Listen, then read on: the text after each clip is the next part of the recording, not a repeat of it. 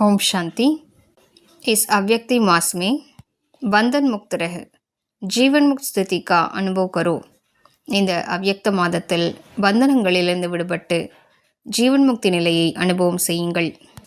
अपने संकल्पों के तूफान व कोई भी संबंध द्वारा प्रकृति व समस्याओं द्वारा तूफान व विघ्न आते हैं तो उनसे मुक्ति पाने के लिए योग युक्त युक्ति युक्त बनो.